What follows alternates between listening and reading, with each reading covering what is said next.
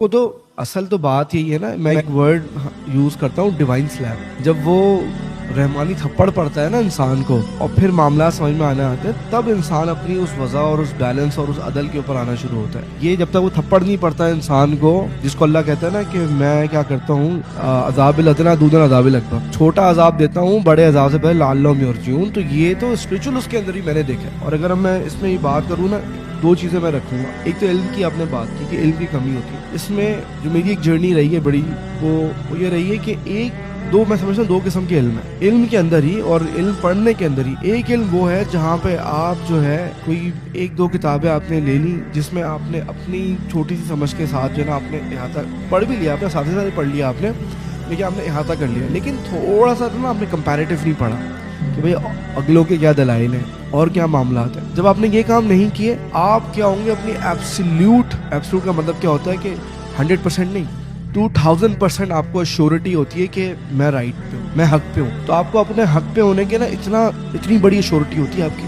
جب آپ کے پاس علم کیا ہوتا ہے، سب ہی ہوتا ہے. اچھا، اس کے اوپر پھر آپ فیصلے بھی کر رہے ہوتے ہیں. اب تو آپ کو قرآن و حدیث ہے آپ کے پاس نا، قرآن و حدیث آ گیا آپ کے پاس. اب جو فیصلے ہوں گے وہ تو بہت بڑے ہوں گے. اب تو جبریل اترے گا 600 پر والا.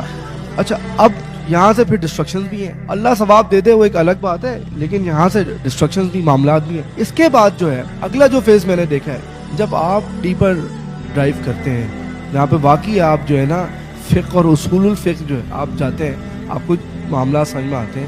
استصحاب کی بات کی آپ نے، اور آپ نے کئی بڑے اصولوں کی بات کی جہاں پہ آپ کو مصالح مرسلہ، مطلب یہ چیزیں سمجھ میں آ رہی ہوتی ہیں آپ کو کہ ایک ہے متن ٹیکسٹ، اس کو ڈائریکٹ آپ یوں اپلائی کریں تو دو ٹوک ہے، لیکن ایک ہے بین السطور، جس کو ہم کہتے ہیں فہم، کہ اس کی اپلیکیشن کیا ہے. جب آپ اس کے اندر آئیں گے، آپ کے اندر نا تنوع بھی بڑھ جائے گا، ڈیورسٹی بڑھ جائے گی.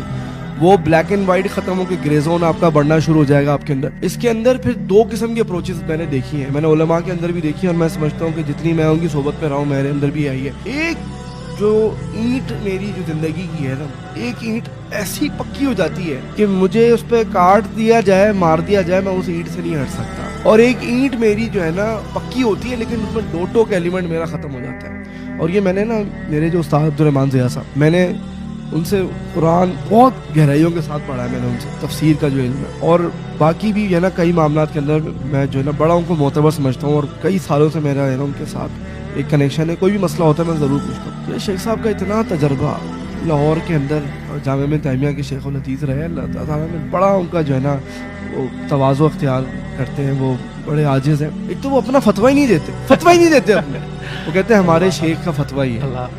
اور اس کے بعد کبھی لے دے کے نا 90% پہ ہے نا ان کا کیا ہے کہ اپنے استاد کا فتویٰ دے دیں گے. اور کہیں پہ جو ہے نا، یہ اصل میں دلیل ہے اس بات کی کہ وہ اترے ہوئے ان گہرائیوں میں. اور کہیں پہ اگر 10% پہ آ بھی جائیں تو پتہ ہے کیا کہتے ہیں، لگتا ہے ایسا. یہ گہرے الفاظ ہیں عبید بھائی، لگتا ہے مجھے ایسا.